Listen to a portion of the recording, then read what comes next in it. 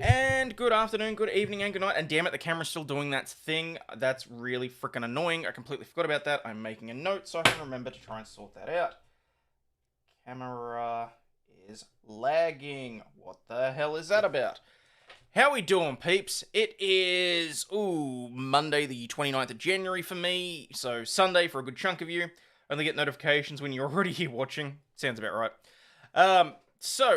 Damn, that's the other thing that I haven't done. I need to pull up the actual dockable thing so that I can look at chat. Okay, so it's been interesting. Well, you know what? It wasn't really. I wasn't actually 100% sure if I was going to do a show today or not because I struggled to find crap to talk about. And then I came across this little thing about a bunch of Democrats suing the city of Chicago for, declaring it's a sanctuary city and ruining their lovely park and a few other things. And then I thought, hey, let's talk about that, shall we? Because apparently there's multiple lawsuits going on. And I just thought, you know what, why not? We'll see how long that lasts, and then if there's anything else, we can definitely go through other topics and that sort of thing. Yeah. Because the trouble at the moment is that everything's Trump this, Trump that, Biden this, Biden that. Jacob Peets, evening as usual, sir. Excuse any spiciness in the future. Livid over the weak foreign policy that's been consistently allowing American lives to be thrown away. Fair enough, Jacob. Because that's the other thing that I was talking about, that I was thinking about covering today, is that all of a sudden they're talking about bringing back conscription here in Australia. I'm sorry, what now?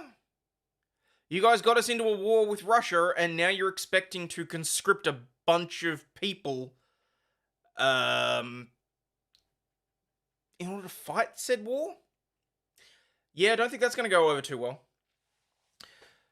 But anyway, beyond that, I mean, look, there's a thief stealing cakes from a bakery in a very Mardi Gras way. There's a Circle K clerk who was battered with a chocolate egg. And we might have a look, see what else there is. But anyway, welcome to today's episode of Law, News, and Laughter, peeps. Let's get stuck into it.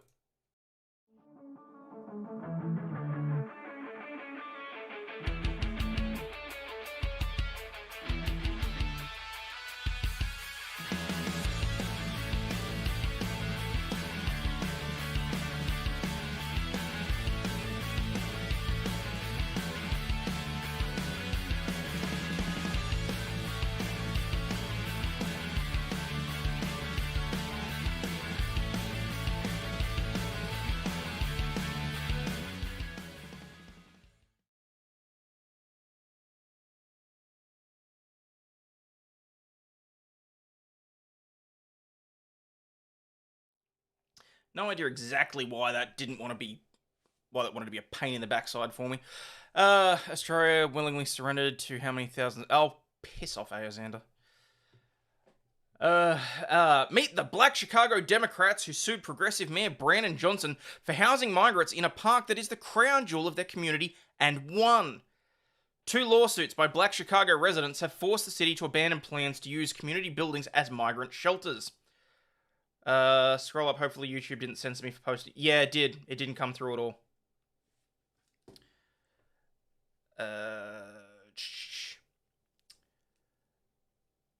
Jordan in the media quietly releasing 3 American KIAs today in the country. So the piano player who was playing in the public place that had some Chinese people telling him to stop filming them. Yep, saw that too. Duke Cura says, I lived in this neighborhood. How would you like to wake up to 100 Mexicans in Tent City? Speaking of which, feel free to take the poll if you're on YouTube. Our options today are, should you sue over illegal immigrants in your city? No, let's do a new TV show called Migrant Makeover. Yes, let's sue for some hot tamales.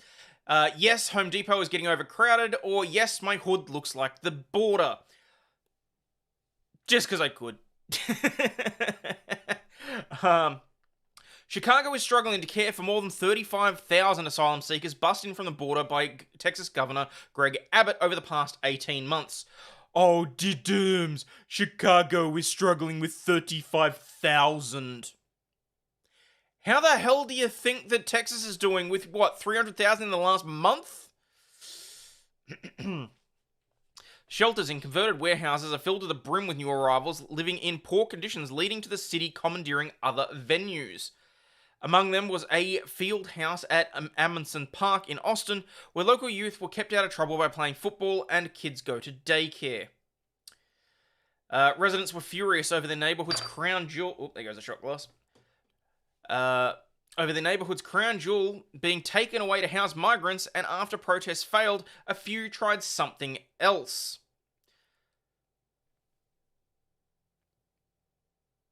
Mexico needs to help the bleeding liberals. Well, see, I'm loving this news story. I am. Because every demographic is covered here.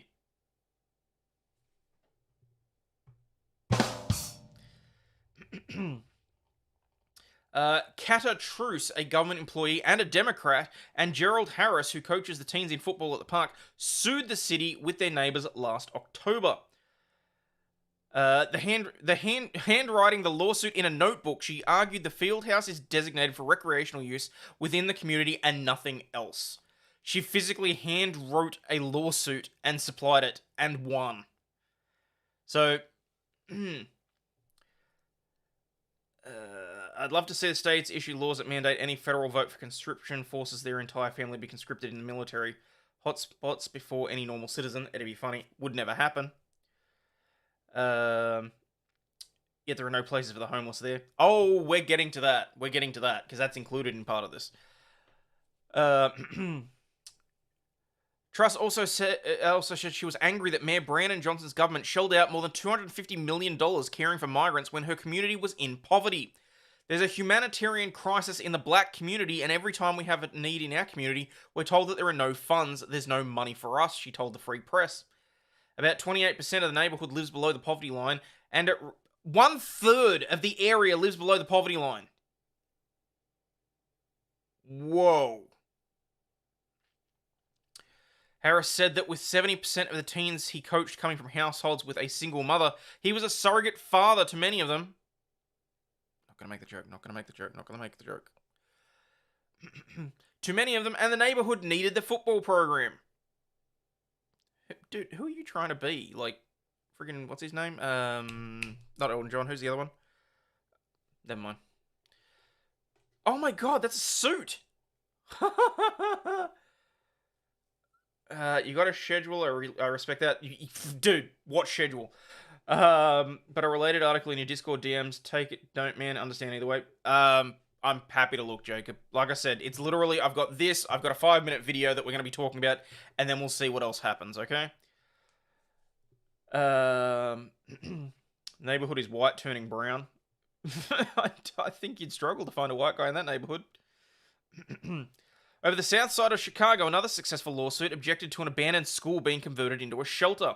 J. Darnell Jones, a DEI consultant and former US Navy officer, sued the city when he learned of the plans last May. South Shore High School was closed for lack of funding years ago, and the 94% black neighborhood has long campaigned for it to become a community center. Despite being such a staunch Democrat, he supports reparations, and ran for Congress in 2018. He said he was disgusted that it would be used as a shelter instead. Excuse me. They're giving the migrants all the things we've been asking for since we came here in chains, he said.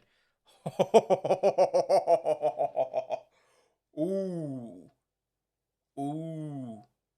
No, Boy George. That's what I was thinking of. Boy George. A DEI hire is tired of Democrat treason, apparently. Like I said, they're eating themselves. The community has wanted this building back for so long, and now you want to use it in a way that would be harmful. There's no way we're going to stand for that, he said. Jones claimed that despite his fellow Democratic mayor blaming Texas for sending the migrants, the border crisis was Joe Biden's fault. Hang on. Let's rewind the tape on that one. I just want to be able to read that again. Despite his fellow Democratic mayor blaming Texas for sending the migrants, the border crisis was President Joe Biden's fault. A Democrat that ran for Congress in 2018 is saying that the border issue is Biden's fault. Oh, we got a Viking raid. Hello, peeps. How we doing? He and his neighbor, local public school education activist Natasha Dunn, sued on similar grounds to Truss across town.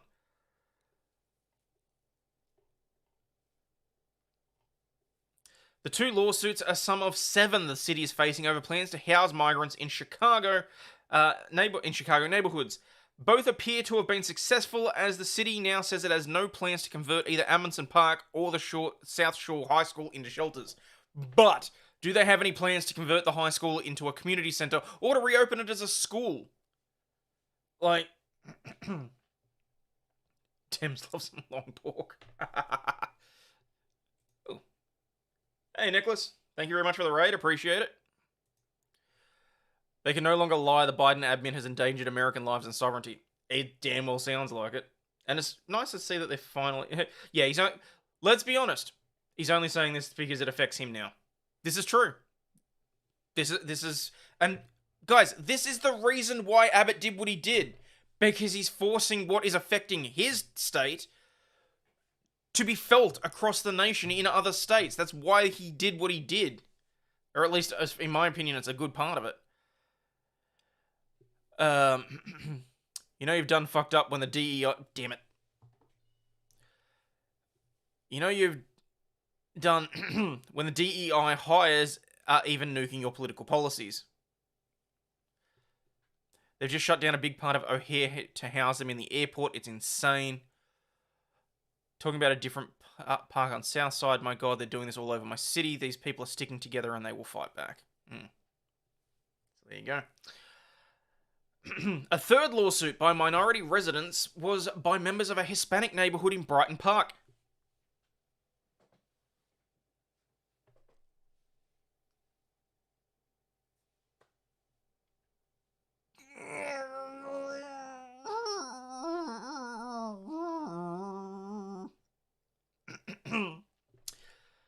But the shelter plan there was abandoned over serious environmental concerns. Chicago succeeded in converting disused schools into shelters elsewhere, however, including one in Washington Park, a neighborhood in Southside where 94% of the residents were black. Wadsworth Elementary School, which was shut down along with 50 other Chicago schools in 2013 due to lack of funding, now houses 600 migrants. You've been here 13 minutes and only one F word? Yep. I'm actually a little bit impressed by myself. Yeah, they don't want the problem in their own backyard. Pretty much sums it up.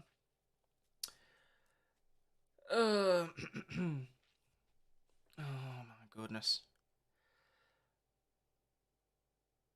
Andre Smith, a minister and another pro-reparations black local running for the Illinois House of Representatives as a Democrat, lives across the street.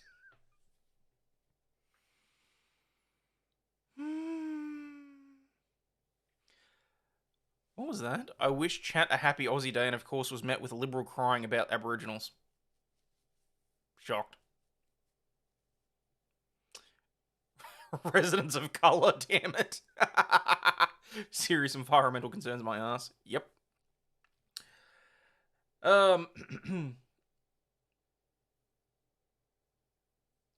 I mean, looking at these closed schools over and over again that our children once went to that were closed due to lack of funding, now migrants are residing in these schools. It's heartbreaking, he said. So last February, he and 2 other black men tried to stop a bus full of migrants being dropped off at a former school by standing in the way. All 3 were arrested, but Smith said that he was afraid of what the police could have done to him as a black man, as he was prepared to go to jail.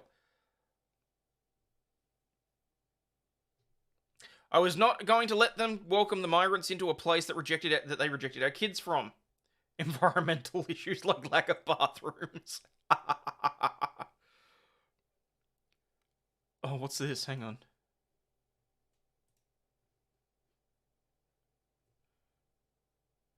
Abbott taunts Johnson with video of migrants being flown to Chicago.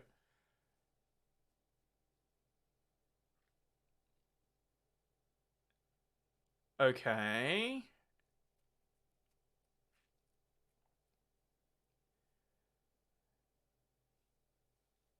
Oh, these guys are definitely grandstanding. They're hoping to get elected down the track, but that's not really the point here. So, wait, how was this taunting? Where was this video posted? What was that? First class, I don't get no red carpet. Yep. The media uses migrants to make Joe look better. Yeah. Another Boeing that'll crash, quite possibly.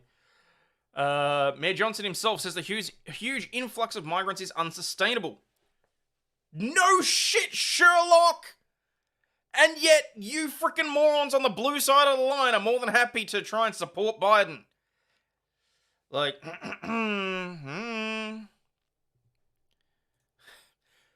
as a black man, dude, seriously, go F yourself. These discussions are not what's important to the nation at this time. Back Abbott and every effing governor should and face your attention outward. Dope. Initially in the 1980s, I was a fan of Midnight Oil's Beds Are Burning until I realized it was woke before the wokeness. Yeah, unfortunately. What are we? My bathroom is on the super fun cleanup list. He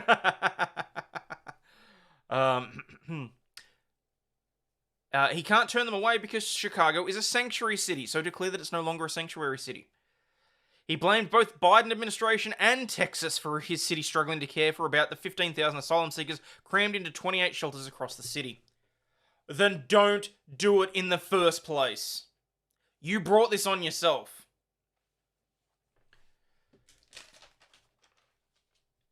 I said, excuse me being an asshole, to be fair. Governor Abbott has sent more than 25,300 migrants to Chicago since August 22 on buses. Chicago tried to have them arrive at designated locations during business hours and impounding buses that didn't follow these rules. However, bus companies responded by dropping off migrants as far as 60 miles from Chicago, and Abbott started sending them on charter flights.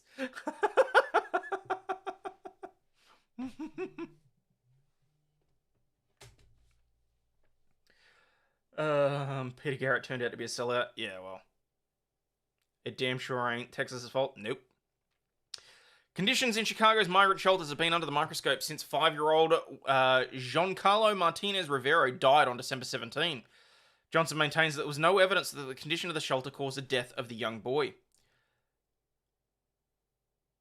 Okay, that's some terrible footage, but you can sort of see what it's like, I suppose.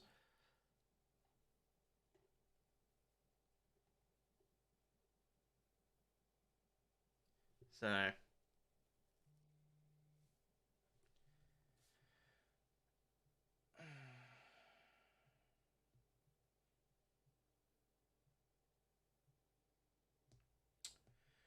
hang on, guys. I think I'm gonna have to take this one.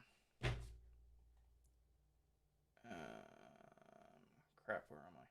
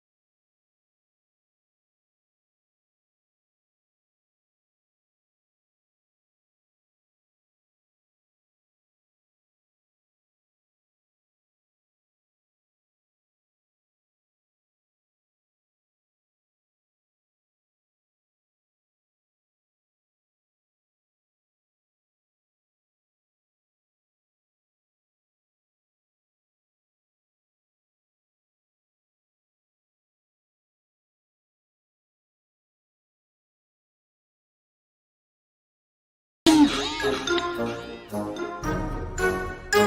2, 3!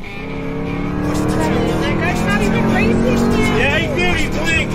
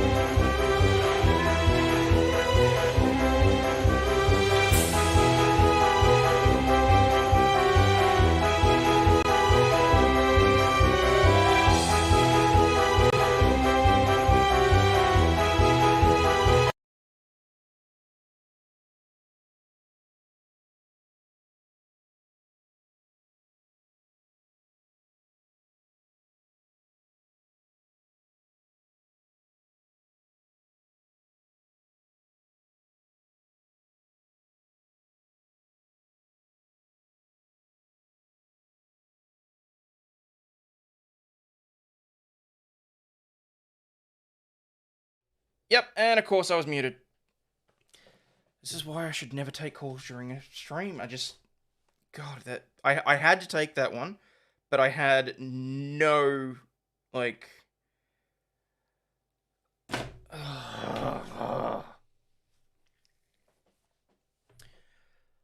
Okay. Going to crack a drink. Going to take a breath. I'm going to reset. And we can all continue to get pissed off about this situation. Okay.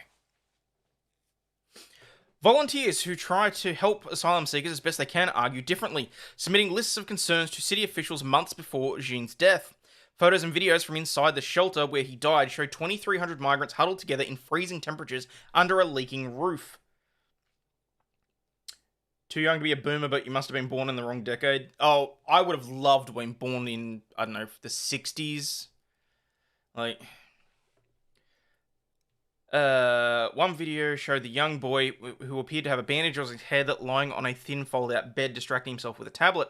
Another shows a different child coughing and crying as they had their temperature taken and were examined by volunteers. A third video showed water leaking from the roof and pooling onto one of the beds. So what now, with more coming, what's the plan? At this rate, you'll double the 35,000 folks there since August by this coming August. Guess since O'Hare's filled up, there is midway. Heck, offer them a ticket to fly them back home. Let the volunteers have them in their homes. Move to New Orleans, capture a nutria. Tastes about the same. You're born in the 50s, you're old. That's alright. Sorry, I forgot that if I mute my mic, it also mutes the audio that goes through on videos and that sort of thing. I'm still learning the newfangled tech, okay? Okay. Hey, Divergent. Alright. But then, so we had the other lawsuit. This one's a video, so I'm gonna stop and start every now and then, because it's...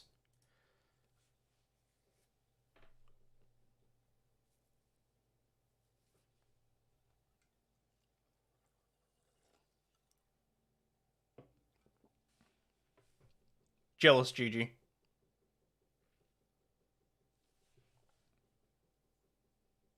Uh-oh.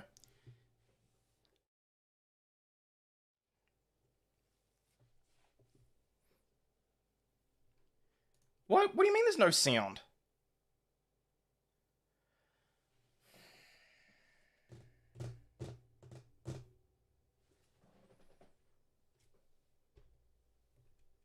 35,000 migrants arrived since. You know, this week we've seen red states right behind me off my left shoulder and the country band together behind Texas in order to win its battle against the Biden administration to seal the border. Here's the worry. The red states are backing up Texas and they're taking on everybody over in Washington, and it's affecting a lot of the blue states that are not actually colored in. But if you've seen these major cities, you know they're all affected. Now, one blue city especially, is waging its own fight against this border. What is with this guy's eyebrows? Like, can I turn it up? Crisis. It's Chicago, where they got 35,000 migrants arrived since last August, straining the city's resources and sparking outrage in the community. You know, the governor of Texas didn't call Chicago a sanctuary city. The mayor called Chicago a sanctuary city. The mayor allowed illegal migrants to come in here and pay them with taxpayer dollars. You know, the thing about it is, our mayor has no plan now. He's having panic attacks. We need to actually recall the mayor. That'll be a great idea. I don't know why you put him there in the first place. What is with this guy's eyebrows? My next guests are Chicago Democrats. And are it's like he's missing half of them. Enough is enough. After a building in their South Side neighborhood, intended to be used as a community center, is now being designated as a new shelter for migrants. Joining us right now, Natasha Dunn and her neighbor, 24-year veteran of the military, J. Darnell Jones. She's an education activist. He's now a DEI consultant, and they're both co-plaintiffs in the lawsuit against the city of Chicago. Welcome to both of you. Natasha, what was your breaking point? All I'm gonna say is that the pair of them can't be living in poverty. There's no way she could be that big and living in poverty. Removed for a facelift, barbecue mishap maybe. Left eyebrows different than his right one. Might be moonlighting as a drag artist on the weekends. Does that thing where the girls have the tails off and draw them on. He just missed step 2. Wait, what? Women do that? They have half of the eyebrow and then they draw the rest of it off? No. No. Seriously? No. That's not a thing. Is that really a thing? Yikes. So my breaking point was when the city of Chicago... Is he asking the couch what his breaking point was? Lightfoot, gave us a notice within 2 days that they were going to hold a community meeting to use our former closed high school as migrant housing. We had already noticed that in Woodlawn, they had started the process by using a closed school, and that situation was a complete failure, catastrophic failure. The community was catastrophic, was it? Have okay. Any input in it. They did fight back. Black Kermit, Miss Piggy. Decided to go along with it. So we knew that when we got that notice to the meeting, I specifically knew that there was nothing left to do than to file a lawsuit to stop this from happening, because we realized that they weren't going to listen. So, Jay Darnell, you're a lawyer. When did you realize legal action was your only It's way? already here, Divergent. Well, we know that historically, black communities are expected to protest and march and not do anything that's really going to impact the decisions. So at that point, we knew that taking legal action was our only course. So you are taking legal action. Can you describe the services that the illegal migrants are getting as opposed to with the people of the city? This is what I'm interested. You want to start, Natasha? What are you seeing that they're getting that's really getting under your skin?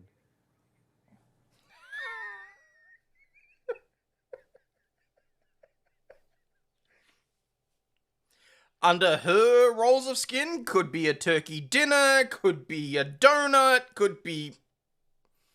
I'm allowed, I'm fat. I don't think the black community is expected to do anything. Well, wait, what's the joke from Saturday Night Live? Black Superman's kryptonite is on honest day's work or some shit like that? I don't know. Like, black people are most affected. Lucky me with Kyle and Jackie O. No, that sucked. Kyle and Jackie O doing what they did to Jace and Lauren. Don't get me wrong, I'm not a fan of Lauren. Not in the slightest. Like, I was really annoyed when PJ left. But, I mean, she wanted to move back to New Zealand. That's all good for her. But, I stopped listening to the show, basically. But having them cut another reasonably rated radio show in order to make Kyle and Jackie O go national when he's already, you know, the joke is SNL? Yeah. The Man of Steel. Yes. The new Superman movie with a black Superman where he's the Man of Steel, spelt Steal.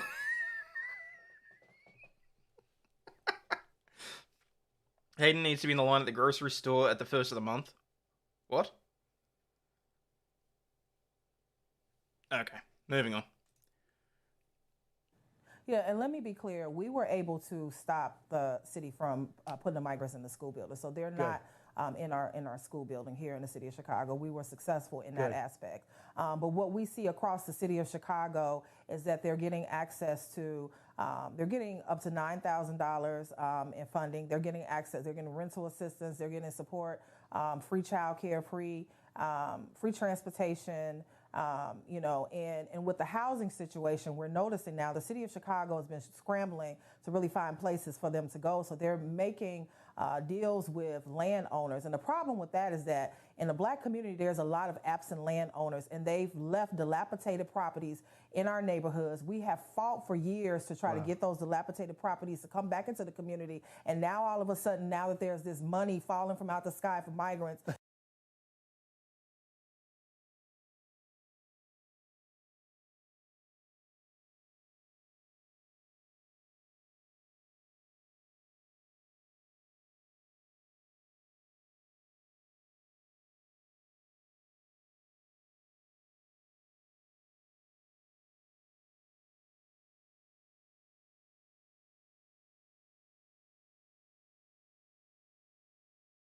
Oh, for fuck's sake!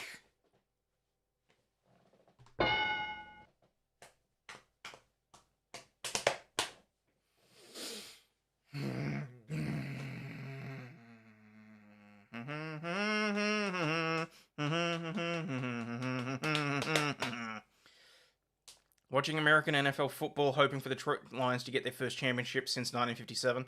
Oh, haven't you heard? The script was already released. They lose. Yeah, no, they, twice in 4 minutes, great job. Thank you. This is just the boomerang hour, because, you know, why not?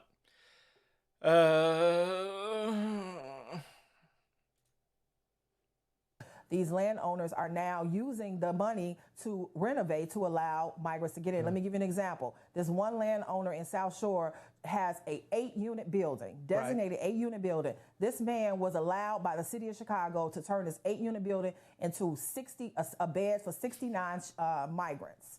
And he's already have a history of being a slum landlord. So we're now beginning to see that they're prioritizing migrants in housing, and then also utilizing land that really should be renovated and brought back into the community for community use. Yeah, Jay Darnell, real quick, what's your message to the president out there? Hang on, gotta stop the stream for this one, because Angel Australia calling me a boomer.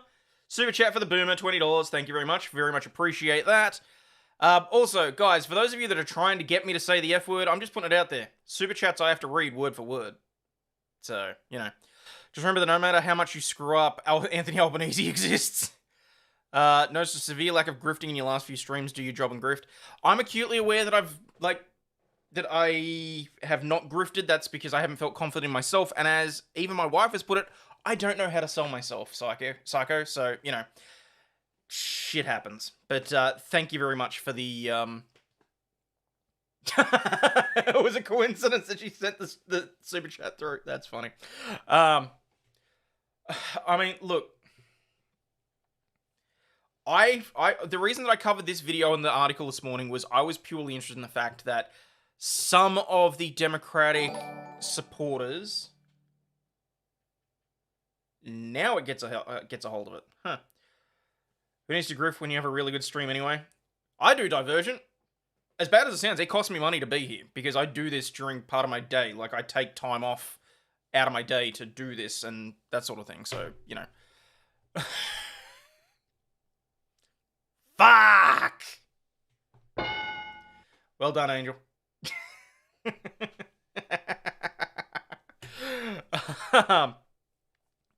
So, yeah, but anyway, what was I saying?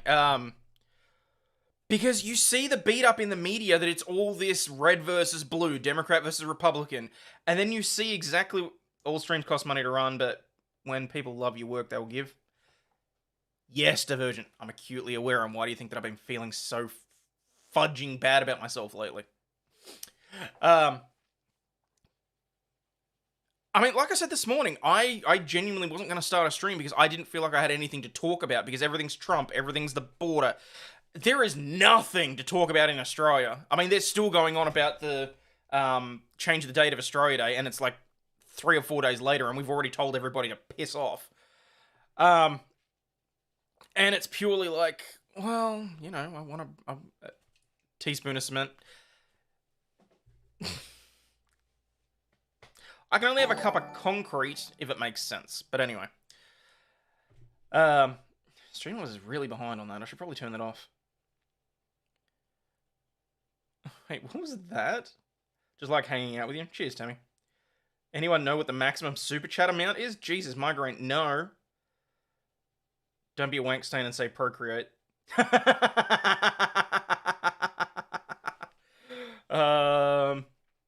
It must be a good alligator attacking a report on. Possibly. Controversies with abos. Okay. You know what? No, I'm going to say it here and now. Hang on. Let me just...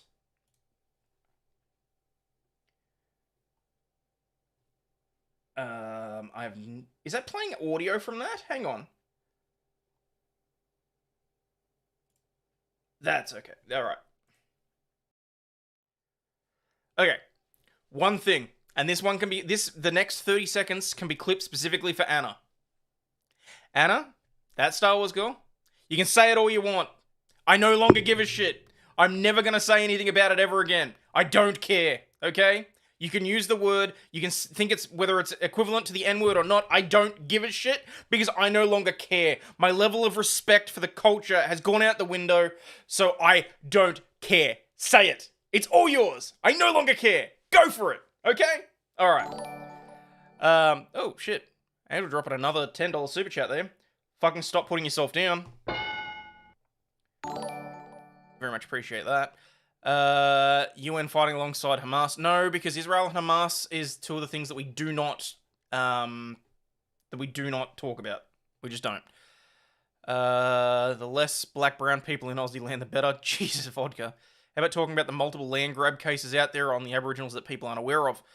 I talk about them when they come up in the news, Divergent, because let's face it, if I covered them frequently, I would talk about nothing else, and it would bore the hell out of the American viewers. So, who's Anna? Anna is that Star Wars girl. Is the word The Last Jedi? No, it's the word abos. She loves to say it. Leave that topic for good logic. Fair enough. No, put yourself down just being a contrarian. Doesn't matter what day they change Australia Day to, the Aborigines will still complain. Yep. Do you watched Eve blog? No. Also, is that One Punch Man? Yes, that is One Punch Man. Hang on. That's One Punch Man there. I've also got the Ava Unit 1, Strike Freedom Gundam Perfect Grade, Diablo from time I... Was it? Reincarnated as a slime. Then I've got the actual slime, then I've got Charizard. So, yes. We have various things in the background. I am not the sort of person that you want to watch if you don't like watching someone that has statues / toys in the background of their stream. The boomer is sometimes super gay, but we appreciate him. If you aren't, we'll throw some money at him. Oh, Jesus, psycho. Go to Willie OAM if you want Aussies talking about wars. I'd rather not. Eve Blog is an Australian electronics YouTuber. He's pretty famous. Is he? Oh, well, there you go. Like the Master Chief helmet? Yeah, that one I got for Christmas from the wife. That was part of my Christmas present. When I was 3D printing one, because at one point I was 3D printing a full set of armor, and it it was just taking forever, and I couldn't sand it down properly, and, you know, just, you know, it was what it was. It's just stuff that sort of went by the wayside. But anyway, I put myself big so that I could have that little bit of a rant, but I should really get back to actually talking about what I said I was, which is this. All right, how much is left of this? The mayor, because the worst is yet to come. We have reporters on the border every day. It is falling apart. Too much material to What make is a your custom armor message for to the yourself? people who I got allowed this close. to happen? I got close. My message is, first of all, is that, you know, I don't believe one political party is any better than the other in terms of making sure that the needs of Black people specifically are being met. We know that because there's been a history of asking and not receiving anything, regardless of who you voted for. Funny however, that. I do believe that this immigration issue is just one more bit of evidence to show that this is about, you know, this is about corporate interests. This is not about us. And they will do Are these anything people they Aborigines? they No. need to do and want to do to ensure those interests are met, not ours. I hear. How dare this man white-splain to these poor Afro-Americans? You're a fucking nerd, and I love it. Thank you very much for that one, honey. Appreciate it. He's right about the political parties. Yes, he is right about the political parties. That's the... Oh, hang on. Why did I not bring that up? I'm a dick. Sorry about that. Like... Oh, hang on. I pressed the wrong button there. Are the Dems actually waking up? Some, Dance. There's been several lawsuits in Chicago by Democratic people against the city. Now, whether that's just because he doesn't like to, well, his missus doesn't seem to have missed out on anything. Hey, Flux, how you doing? Wasn't Australia a penal colony drop-off island for the British Empire that's now burned history? What? That's what the now burned history books taught us. Scott, if you actually want to know the story about that, go watch my Australia Day special. We went through the history about how it was convicts, and then it was assisted migration, and it was all sorts of other things. Like, I actually learned some things during that stream, so that was interesting. Could I have not found essentially a similar story 4, 8, 12 years ago? Possibly. Hear you. I mean, I'm seeing them getting dropped off on Long Island, where I'm in, working class communities, going by the rich communities because they know they put too much of a stink. And remember, when those migrants landed in Martha's Vineyard, all hell broke loose because they had a dozen. You're dealing with 35,000. We got 67,000. Unbelievable. Thanks so much for taking actions and not just standing by. Neither the Dems nor the reps care about anyone but themselves. That's fair. We learned Australian history in grade school. Did you really? I'm actually shocked by that. All right, how do I get out of this? There we go. So I mean, look, that some Democrats are waking up and deciding that enough is enough, particularly with the border crisis. I mean, you can see it as a long-term game for what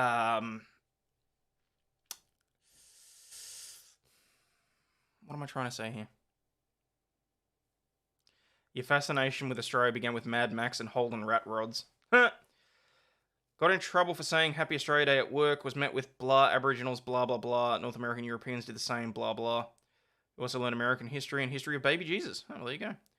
Heard Australia was essentially a clerical mistake. It was the UK's upper class that was supposed to go to the sunny island, but clerical errors, and they sent prisoners instead. No, look, let's be very clear, because what I learnt on that day was something that I didn't actually know. The reason that Australia exists... Hang on. Oh my god, do I have that on every page? The reason that Australia exists is thanks to the Boston Tea Party. Because prior to the Revolutionary War, the UK was sending all of their prisoners across to the US. Because there was an agreement. Then you guys got all pissy, had the Boston Tea Party, had the Revolutionary War, and all of a sudden they started having to put prisoners on boats in canals where people were dying. So in the end, that's sort of what triggered off searching for Australia. So thanks, guys. Only Australian history we got here in the UK was watching Crocodile Dundee. Well, that's still alright. If you want a black pill look into infanticide and cannibalism rates amongst Aboriginal tribes, I'll be right. Boston got drunk and said nah. You're welcome from Pennsylvania. Pardon us for wanting our freedom. Hey, I got no issues with it whatsoever. I just think it's quite ironic and hilarious that it sort of led to one of the... You know what? Cut the government out. Like, ignore the government. How much to PopCam? I would have to go and get her. That's actually a damn good question because I'm not using StreamYard, so I don't actually have a record. Oh, crap. That was not good of me. Hang on. What do I need to do here? I need Google Sheets. This is turning into a mess.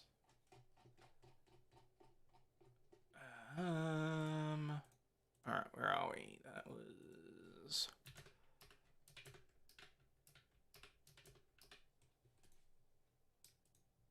We are $3 away from PopCam. We got the better deal. Yeah, well. Didn't used to work as for big tech as a lawyer, like someone pretending railing against it now. Huh, okay. How many screens do you have that you're looking up at? I've got 4 screens. I will have 5 at some stage, because I want to get one of the Elgato prompters to put on the camera so that I can actually look at you guys. But I've got my left screen that has Streamlabs on it, I've got the news, and then I've got the chat, and then up the top I've got my spare screen in case I need anything else. So, but you know, it sort of, it gets through, it gets me through the day. What's one that's more, oh yeah, okay.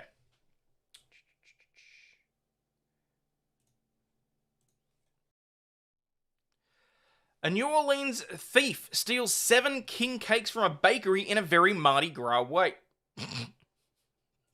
Blueberries. Give us a dog for fuck's sake. Alright. 1 second. I shall retrieve le popo. Hang on, where's my camera? I shall retrieve the doggo. Give me a second.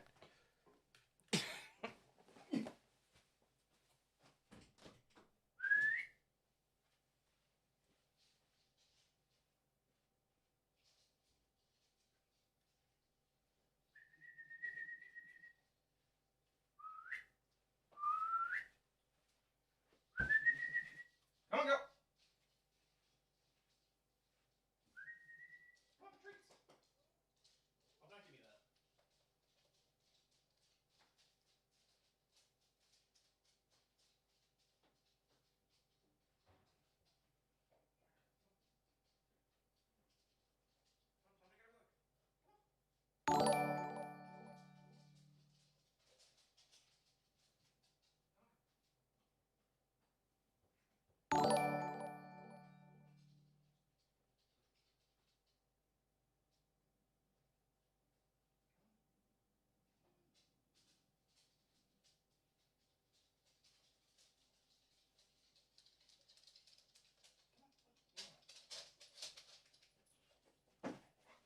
Good girl. There you go. And that's a treat from Angel Australia because... Oh, wait, hang on. We got Jensen dropping one as well. Hello. Alright. Oh my god. What do you think? How do I have so many damn things for Twitter on there? Yeah, don't chew on the toy. Where are we? Thank you very much for that. Angel Australia dropping another 5. Thank you. So there's a treat. PopCam from Texas is getting interesting, though I'm in DFW, Dallas-Fort Worth, coming down for Eclipse April 8th. Oh, no shit. There you go. Did I bring enough cake for the chat? No, not so much. The dog's like, I feel exploited. She wouldn't come in the room. I have no idea how or why. In a Mardi Gras way, he shoved them up his ass, apparently. In New Orleans, I have purple cake to go with the purple drink. Doggy's on strike. After the Super Bowl, no one will see Tay-Tay again for her appearance. Contract with the NFL is up after that game. Oh, really? You forgot the 90-second mute interlude? Oh, well. Do not come. My dog's bark to the whistle. Huh. I'm here now, what? Exactly. Oi. Get back on camera. Look, someone paid for a treat, so you get a treat. There you go. I was telling you to come down to see Eclipse. Oh, okay. All right, so New Orleans thief steals 7 king cakes from a bakery in a very Mardi Gras way. How so? With their purple and gold and green colors and toy babies hidden inside them, king cakes are a staple of Mardi Gras celebration in New Orleans. But apparently they're also valuable enough to steal, at least this time of year during the Carnival season. A thief stole 7 king cakes, about as many as he could carry during a break-in last week at a New Orleans bakery. The thief also took cash and a case of vodka from Bittersweet Confections last Wednesday, according to New Orleans Police Department. Our king cakes are just that good, the bakery wrote on social media, but please come and purchase one during regular store hours. Seriously?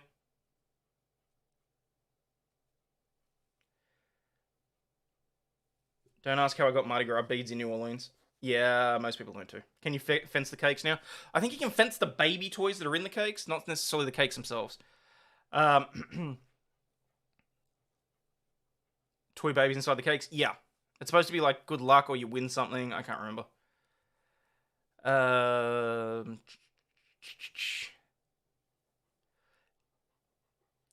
While it's a secular celebration, Carnival in New Orleans and around the world is strongly linked to Christian and Roman Catholic traditions. Is it really? I've never really looked into it. I have no idea. Season begins on January 6th, the 12th day after Christmas, and continues until Mardi Gras, known as Fat Tuesday, which is the final day of feasting, drinking, and revelry before Ash Wednesday and the fasting associated with Lent. Huh. That's new. That's interesting. I can respect that. You buy the cakes next year if you get the baby. Huh. Looks like a cake we sometimes have for Easter, but none of the purple and green neon junk. Okay. King cakes are among the foods most associated with Carnival in New Orleans. The rings of pastry are adorned with purple, green, and gold sugar or icing, and they often have a tiny plastic baby hidden inside as a prize. One wisecracker responded that the bakery's social media post responded to the bakery's post with a tongue-in-cheek false admission he was the thief. It was me. I'm holding all 7 babies hostage until I get a lifetime supply of King's cakes from you every year, the man posted. Yeah, no. Just no.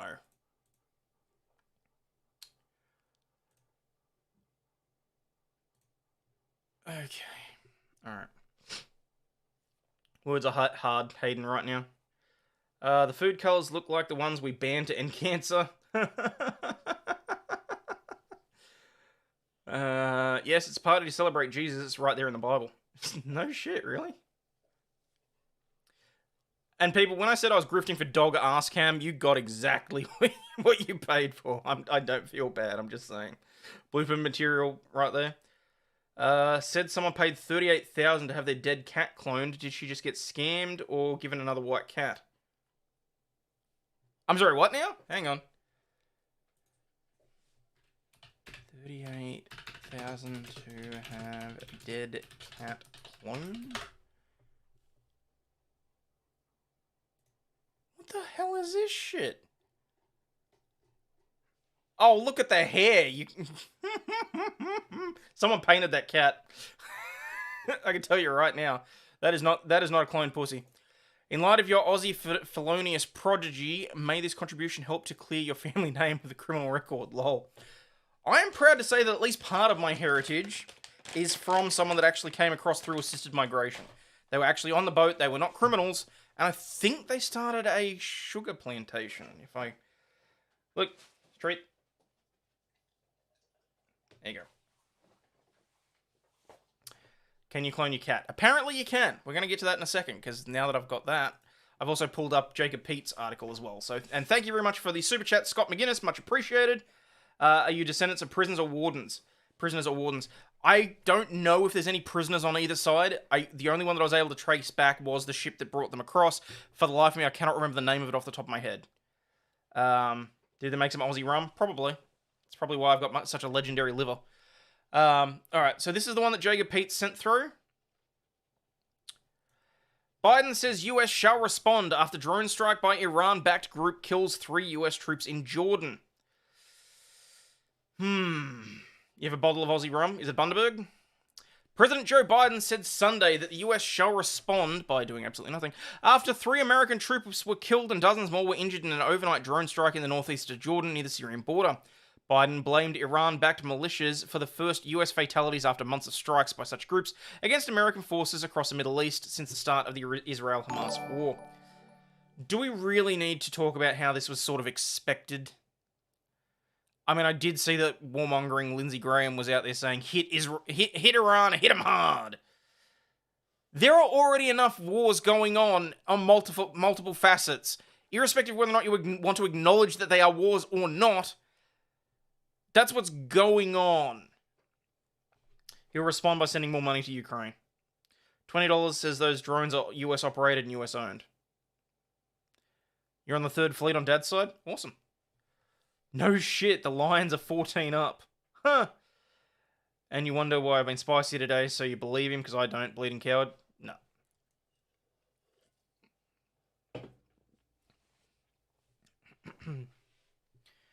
Biden, who was traveling in South Carolina, asked for a moment of silence during an appearance at a Baptist banquet hall.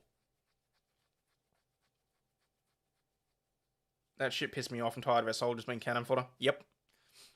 And that's why I got pissed off when I saw that they were talking about bringing in conscription. Because, you know, how, why, when, for fudge you.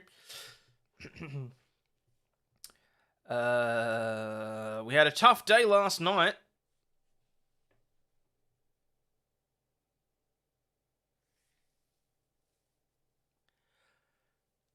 Me fail English? That's impossible. We lost 3 brave souls in attack on one of these bases. After that moment of silence, he added, and we shall respond. To be fair, moment of silence for the soldiers lost.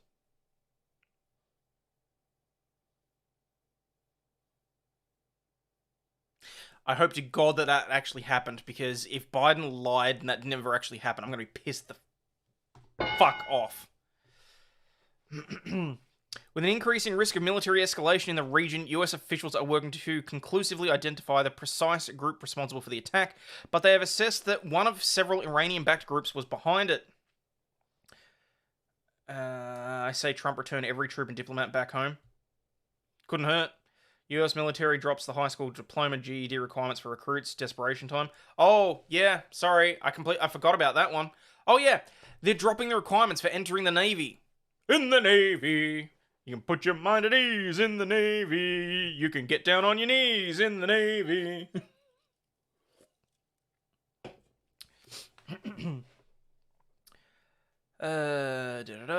Biden said in a written statement the United States will hold all those responsible to account at a time and in a manner of our choosing.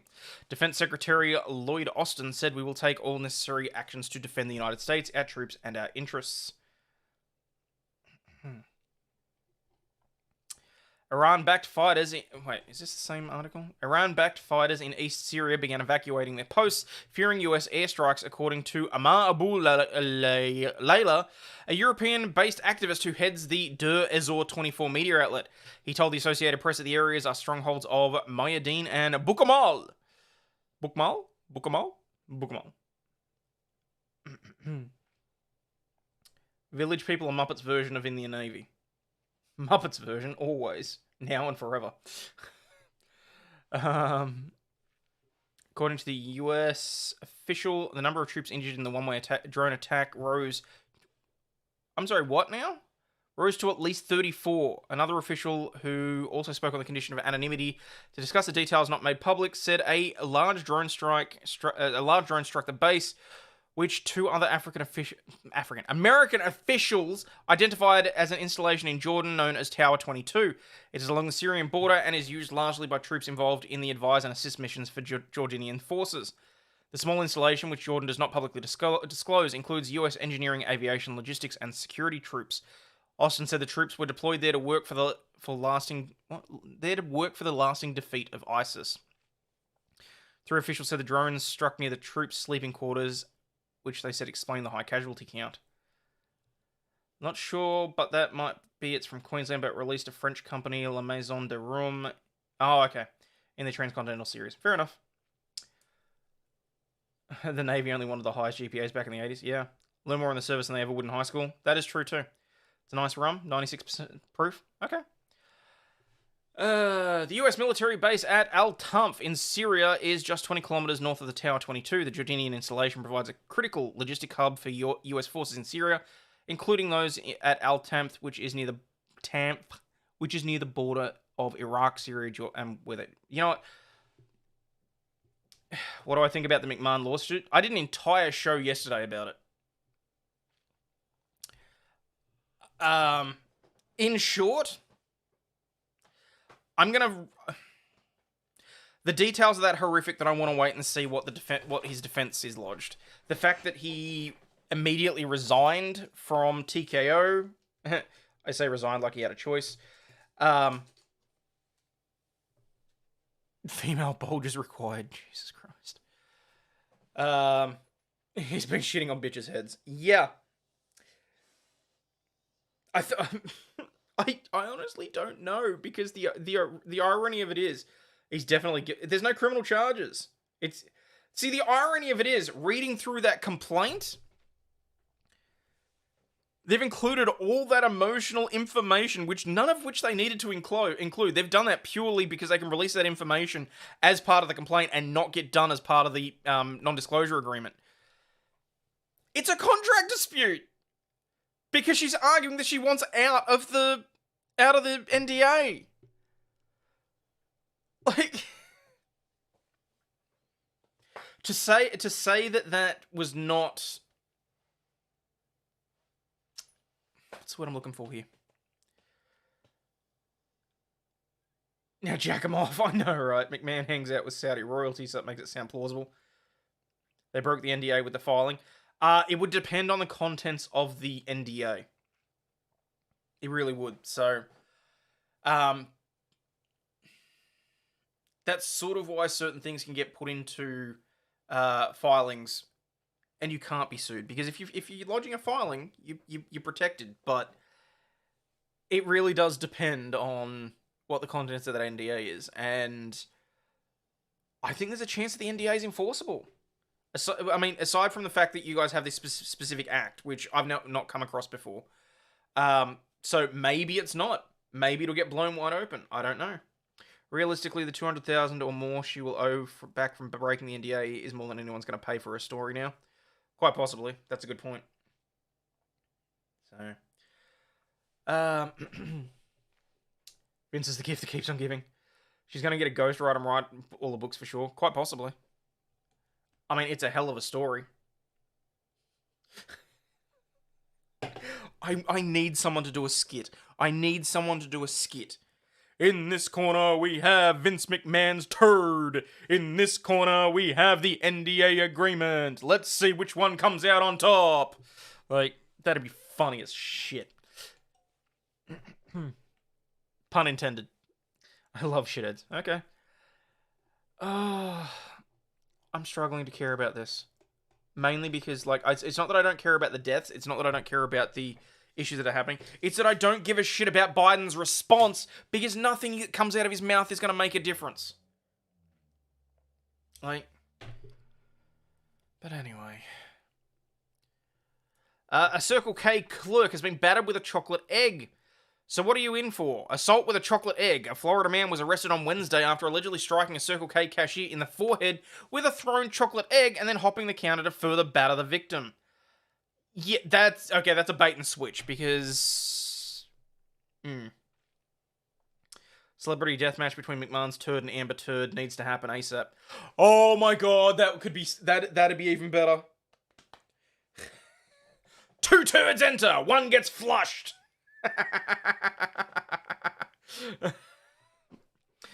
Did he call them stupid bastards again when he was speaking? Maybe. Hey, Dippy Scopes, how you doing? Had us in the first half, not gonna lie. This tag team is scheduled for 1 fall, no holes barred. In this corner, weighing just under a pound.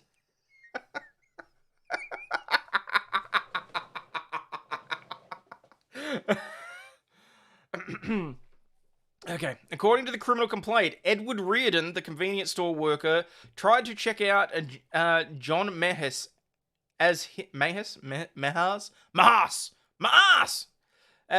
was next in line. However, for some reason, Mahas refused to let Reardon handle his transaction.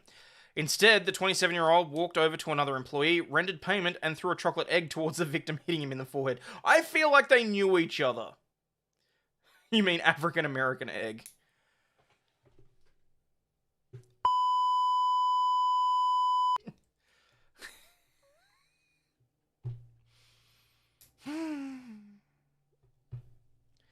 Amber Turd versus Vince McDookie. That could work. Eggs of colour. Size matters. Some of those chocolate eggs are large and hollow, and not hollow. Is that not the problem precisely? Nobody believes the spineless SOB.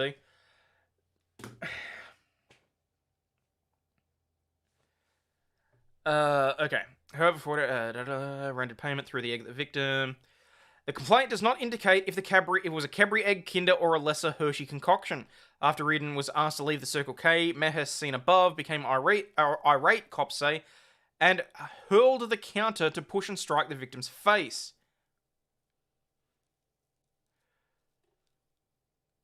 Why does this guy remind me of Lucifer from Supernatural? Oh, because he looks like Lucifer. Banner sold eggs now. Yep. When subsequently questioned by police, he reportedly admitted that he jumped over the register counter and struck the victim. He was arrested for battery, a misdemeanor, and booked into the county jail, for which he was released yesterday after posting a $1,000 bond. Probably had to wait for payday. He lives a 10-minute drive away from the Circle K pictured below, which was located in Tarpon Springs, a Gulf Coast city. Huh. Where's the... Nobody needs an egg 15.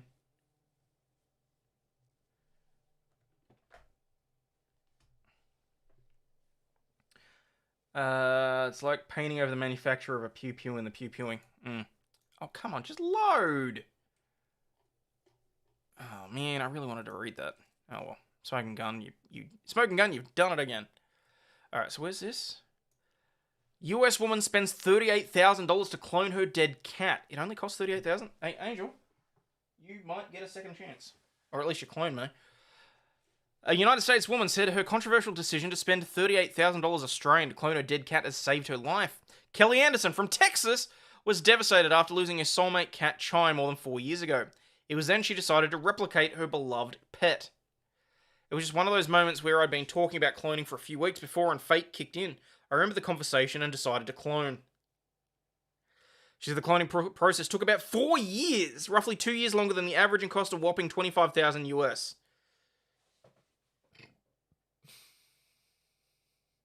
Maybe don't have Easter eggs in January, it was self-inflicted. She matches the colour of her sofa.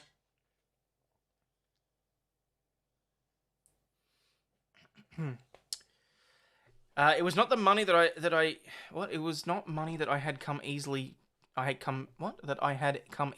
me, but it was a very important process to do. It was 100% worth it. The process saved my life.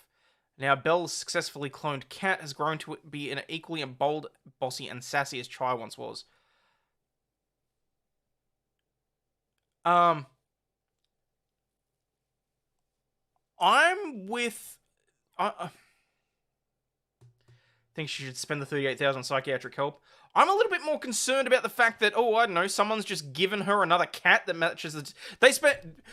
She gave them $25,000. They spent 4 years trying to find a cat that matched the description exactly. That's what happened here. Like, I'm sorry. It's a clone, not that it just took us that long to find a similar one enough. Exactly. I think they just gave her another cat. The nose is different. The ears are different. As Bella's gotten older and she's become more and more like Chai's personality. I would still say she's very much her own cat, and I treat her that way. I always treat them as individuals. I never wanted to put expectations on Belle to be Chai. So why even clone her then? Just get another white cat. A trans cat. But I would say that they're very similar in a lot of ways. In 1996, Dolly the sheep was the first cloned mammal to be created from an adult cell. Decades on from the scientific breakthrough, Anderson has become one of many who have turned to cloning their pets. She's documented her story on social media. Of course she has. That's why this is in the news, because she has documented it on social media.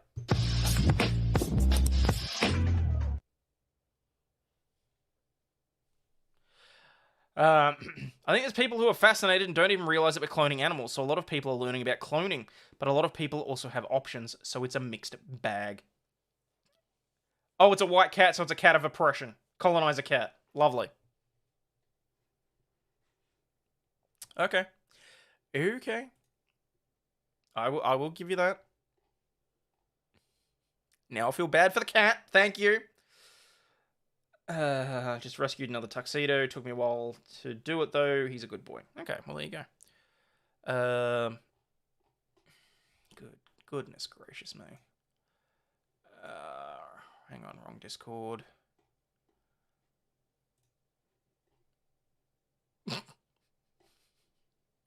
I love when people put, how you Dazzler, screw you. The hell is this? Immobile Suit Gundam. Oh, no. No. She knew if she got a black cat, she couldn't go back.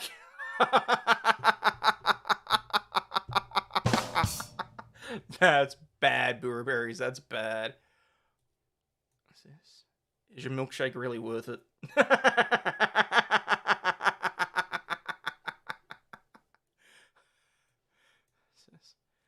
God forbid men have hobbies. Arkansas men arrested for taking turns shooting each other while wearing bulletproof vests while drinking.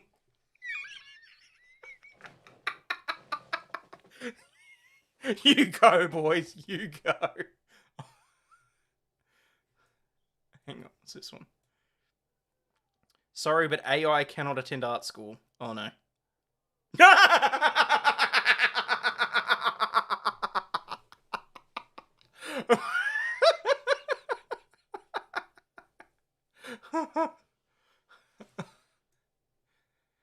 During a vid call, I realized that my coworker had an extremely high quality webcam. I asked her about it and she said she streams regularly. I asked her what her Twitch ID was and she said, "What's Twitch?"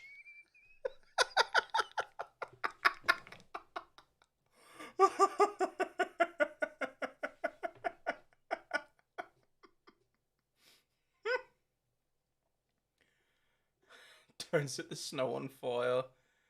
Oh, I love memes and crap.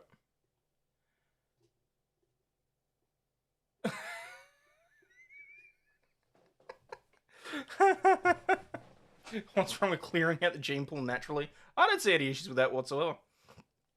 Okay, so what's your chatterbait then? Well, that escalated quickly. Yep.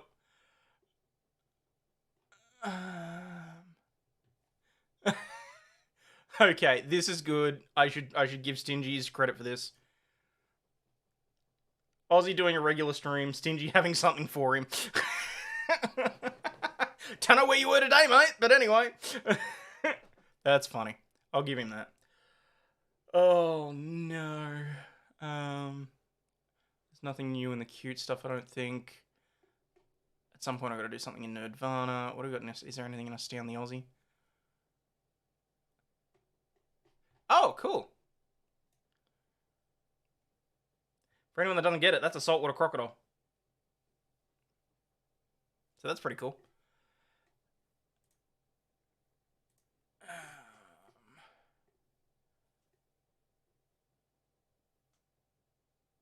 Oh, okay. Court ruling could overturn federal control of the National Guard. A federal judge has suggested that key federal oversight mechanisms are unconstitutional. When was this? This was July 2023. Who owns the National Guard? It's complicated. The recent court ruling in Texas could complicate matters further. The stage is set for a fight over control of the Guard, and this time the states have the upper hand. For more than a century, the federal government's authority over the National Guard has steadily increased, as has its usage overseas. States who were once held near total control over their militias sacrificed autonomy on the altar of a federal finance fire hose,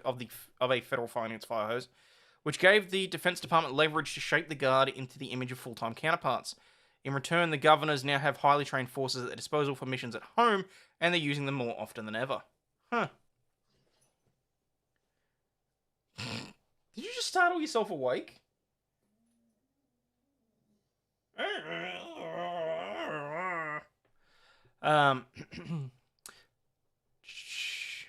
Both sides have benefited from this deal since 1990, when the Supreme Court unanimously decided that the last major battle in favour of the DoD. But the deal may soon be dead, experts say, after a recent ruling in Texas Governor Greg Abbott's legal fight against the Pentagon's COOF umbrella mandate. Army Times reviewed the court documents, researched historical papers, and spoke to legal scholars about the ruling, the ongoing battle, and the potential impact on the Guard. What the ruling essentially says is that the state compliance with federal guidelines is completely voluntary, said Jeff Jacobs, a retired Army Reserve two-star general, attorney, and author of a 1994 book analysing the Guard's dual control structure. And the only recourse the federal government has, because Texas did not dispute this, is to withdraw funding for the National Guard. Hayden speaking a language. Huh. I thought our waterborne diners were big in Florida. Yeah, not so much. Jacobs warned this decision at its logical conclusion allows governors to block military personnel requirements, offering free rein to protect non-federalized Guard members from military punishments for everything from marijuana to fitness tests. But even under the ruling, troops must meet all federal requirements to join. It gives the governors a veto to play politics with every single thing that the Secretary of State or the Secretary of the Army or Air Force do, the retired general warned. Both the DoD and the National Guard Bureau declined to comment, citing ongoing litigation. In an emailed statement, Abbott's spokesperson Andrew Mahalarius said the governor appreciates the Fifth Circuit's adherence to the rule of law, and Texas will not stop fighting until the brave men and women of our military receive the full benefits that they have more than earned. That's pretty cool. The Abbott administration, later joined by Alaska's governor, asked a federal judge in Tyler, Texas, to block the DoD's bug mandate in January 22. In court filings, the governor claimed that only the state, through its governor, legally possesses authority to govern state National Guard personnel when not mobilized under federal control, regardless of who is cutting the drill checks. Responding to the... Hang on, we got the court filings. Excellent. Responding to the governors, the federal government contended that it had the authority to set readiness requirements and enforce them. They contended that in order to receive federal pay and federal benefits, even when in state-controlled, federally funded Title 32 status, members of the Guard needed to comply with federal readiness requirements. See you, Gigi.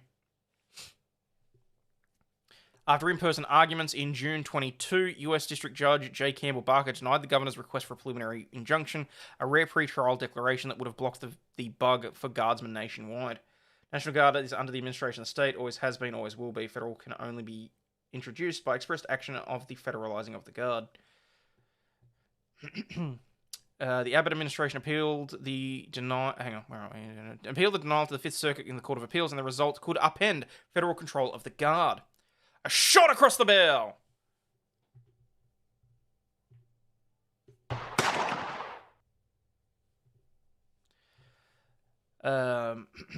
Within the context of the case, the court's decision was minor, explained Jason Mazzone, a law professor at the University of Illinois' Urbana-Champaign College of Law.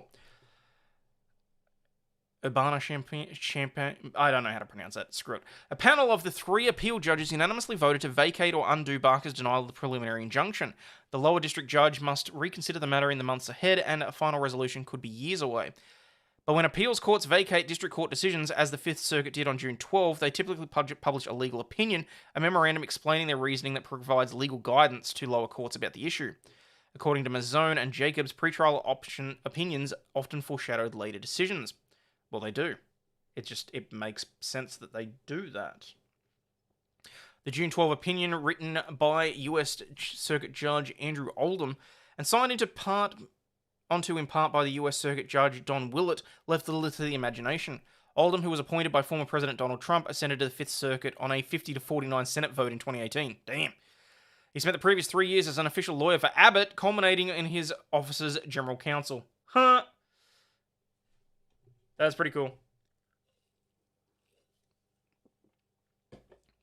The panel's third member, U.S. Circuit Judge Carl Stewart, declined to join the opinion. He didn't want to get his ass handed to him. President of the United States asserts the power to punish members of the Texas National Guard who have not been called into national service. The constitutional laws of the United States, however, deny him that power. Hang on.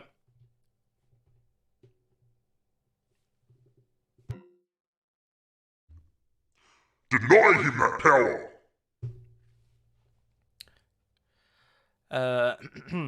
The ruling overturned Barker's analysis of the lower district court. Barker held that the federal government can withhold pay and punish members of the National Guard who refuse to comply with readiness requirements.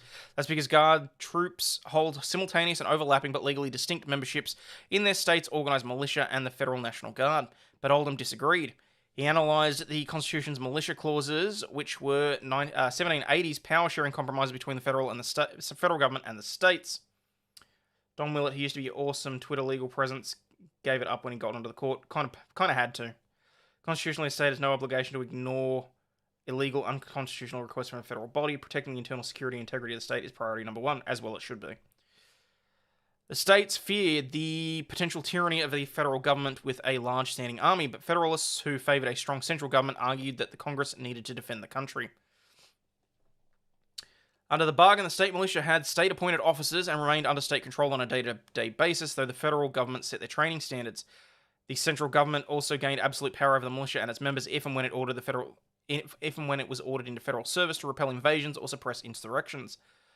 Oldham acknowledged that later laws established the National Guard as an organised state militia and increased the federal government's oversight and funding, but the government's proposed punishments for Guard members who refused the umbrella mandate, which Oldham said may still occur, citing Military Times reporting, unlawfully usurp Governor Abbott's exclusive constitutional authority to govern the non-federalized Texas militia. This includes administrative actions like withholding pay and discharging troops. Jacobs, the retired reserve general, said Oldham's reasoning could allow governors to defy any federal requirement they don't see fit to enforce on their state's National Guard. Let's say you can't pass a physical fitness test. What Judge Oldham is saying is, well, the Department of Defense and Department of Army, you have no authority to yank that soldier's recognition and discharge him from the Army National Guard. The federal government can theoretically federalize an entire state's guard to undo a governor's orders, as President Dwight Eisenhower did in 1957 with the governor of Arkansas, who had deployed his troops to block black students from integrating into a school.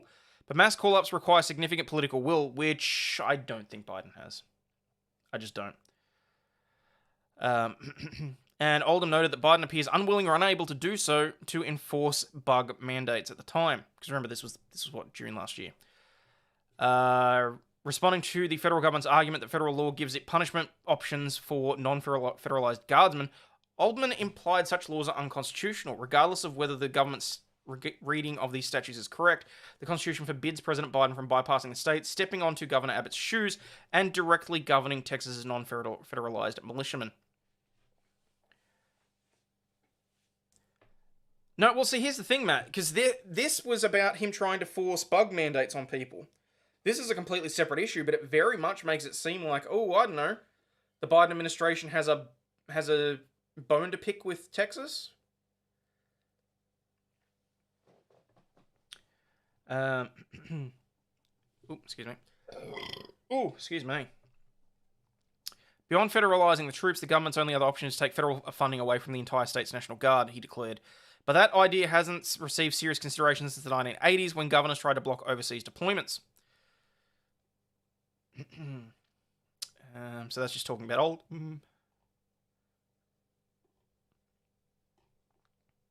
So what's next? Even after Oldham's ruling, the legal proceedings are far from resolved. The district court will soon resume considering the preliminary injunction in light of the opinion, but the trial could be months or years away, experts said. This could be more than a year. It could be more than a year before we get a final resolution on the case, he noted. If the Biden administration loses and decides to go to the Supreme Court, that could prolong the case for another couple of years while the court decides whether or not to grant a review of the case. The scholar added that the Supreme Court almost always grants review in a case in which lower court has invalidated something that the federal government has done on constitutional grounds.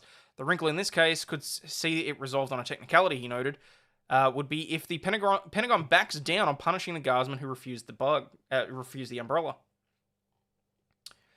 Moreover, today's Supreme Court, more originalist than ever before, could take a different view on the control of the Guard than their predecessors did in 1990. It's also not clear whether Oldham's ruling would eventually require back pay or reinstatement for Guard members punished for umbrella refusal. Meanwhile, the opinion sparked internal conversations amongst National Guard Bureau lawyers who are watching the case closely. A source familiar to the discussions told the Army Times. Bureau spokesperson Deirdre Foster confirmed the conversations in an emailed statement, but downplayed them as routine. Jacobs said the ruling, which should its precedent expand, raises questions about the uneasy bargain that emerged when the active force ceded combat power to the Guard during late and post-Cold War drawdowns.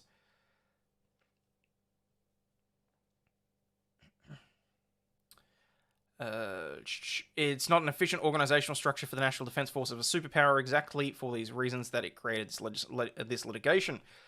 The retired general who once commanded Army Civil Services and Psychological Operations Command, PsyOps, this guy's in charge of PsyOps.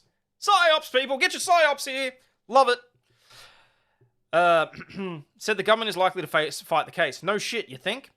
I cannot fathom that DOD will just let this opinion stand. It would throw things into chaos. So that was interesting. I'm not going to read through that because it's 23 pages and I'm already just about at time. I just want to see what they declare that the military umbrella mandate and its enforcement against non-federalized Texas National Guardsmen violates the U.S. Constitution. Declare the defendant's actions in imposing and enforcing the military ultravirus and decide the mandate. Preliminary and permanent. Enjoin the defendants and any other agency or employee of the United States or any individual working in concert with them from enforcing the military umbrella mandate as to non-federalized Texas National Guardsmen. Okay. Where was the... There's long been a clear and distinct line between when National Guardsmen were governed by the state and when they were governed by federal authority.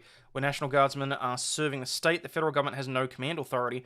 Neither the president nor the federal military officials can order the governor of Texas or state officials how to govern the guardsmen under their command. Under the Constitution's carefully crafted balance between federal and state sovereignty, only the state, through its governor, possesses legal authority to govern the state National Guard personnel who have not been lawfully federalized. The defendants unilaterally severed the division between state and federal authority over the Army National Guard and the Air National Guard by attempting to impose a mandatory umbrella policy on guardsmen under state control and in violation of Texas state law. Rather than exercise their own authority and lawfully activate the president's chain of command, the defendants have attempted to force state officers to do the work for them in violation of both the U.S. Constitution and the federal laws. There's not a case demanding a position of pro or anti-umbrella, nor is it a case that challenges any aspect of the federal government's authority over National Guardsmen once federal authority has been properly established. Instead, this case seeks protection from the federal government's unconstitutional action to force Texas, through its governor, to submit to federal orders and impose federally dictated discipline upon its National Guardsmen. There is no military exclusion from our Constitution. Therefore, Plaintiff Greg Abbott, in his official capacity as Governor of the state of Texas and as Commander-in-Chief of the Texas National Guard, brings this suit to enforce rights guaranteed by to the Governor and the state of Texas by the U.S. Constitution and federal statutes. So there you go. Interesting. I'm not going to go through it now, but I would love to see how that turned out and how that ended. Oi, get your ass back on camera. Come on. Over here. Cheeky. Alright guys, I'm going to get out of here. Thank you so much for everyone that's been here. If anyone has any thoughts, queries, comments, any story ideas or anything, hit me up on Twitter or through the Discord. But as always, please, for the love of God, remember, you are not a piece of shit. You have value and you contribute to society, especially thank you very much to everyone for hitting that like button, double checking that notification bell, and as always, stay healthy, wealthy, and wise, people, and I'll catch you on the flip side. I'm loving this. We had Super Chats today, so we actually have a credit screen. Thank you very much.